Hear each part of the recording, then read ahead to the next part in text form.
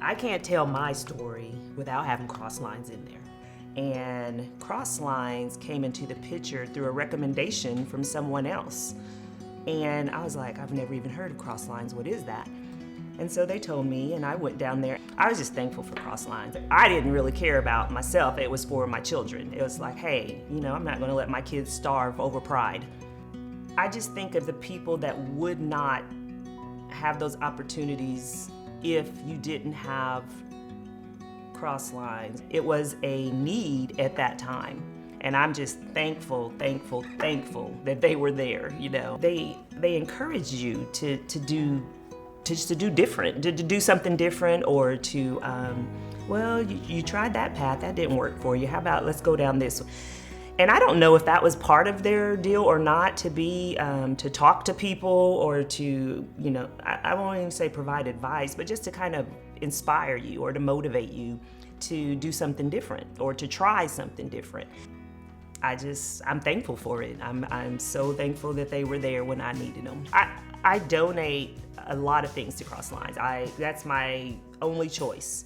And just because of my story, and so, and I always believe you should, if you're giving things, that people shouldn't have to buy them back. And so that's one thing I really love about Crosslines. Crosslines is, it's a place where you go to do better.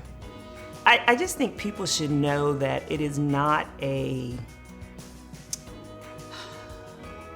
like it's a crutch. It is an actual organization that helps people that need the help. Need doesn't have a season, it doesn't have a time, it doesn't have circumstances, it's just need. If you didn't have places like Crosslines, you wouldn't have stories like mine. There's not a lot of stories where you go from assistants to mayor. And I'm not saying that in any kind of bragging. I'm not saying it because I'm no special than anyone else. But when you have different places like that in your life and in your journey, then your destination is going to be up to you. Some common misconceptions of people who are needing to utilize services such as Crosslines is that they're lazy, they're not working. Why do they need it? Why do they have so many kids? I've gotten that one before personally.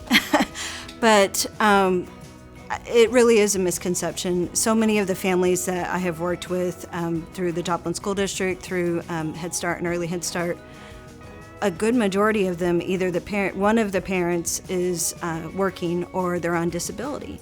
And so they are doing the best they can. And like, my own story, they just need that help up every now and then when they just can't do it on their own. Knowing that I had somewhere to go to help, give me the support that I needed. The staff are always very courteous and very helpful. You work your way through the system as you need to, not utilizing it because it's there, but because you need it. I truly believe that people have the intent to do their best, to work as they can, to support their families. It's not just about the adults in the home, it's about the children in the home. And a lot of times the parents aren't working because they need to be there for their children. I think it's so important to have a place to donate your things to that the people who go in there don't have to pay for them, because sometimes you just can't, and you need that help when you need it, and it's so great that it's here for them. We are the Lord's hands here upon the earth with the mandate to serve and to lift his children. He is dependent upon each of us. It's by Thomas S. Monson. And I feel like that Crosslines fulfills that mandate. They were the hands of the Lord when I needed it. They were there to help me through some difficult times. I am happy to be able to be in a position that I don't need that service anymore, but I'm so glad it was there when I did.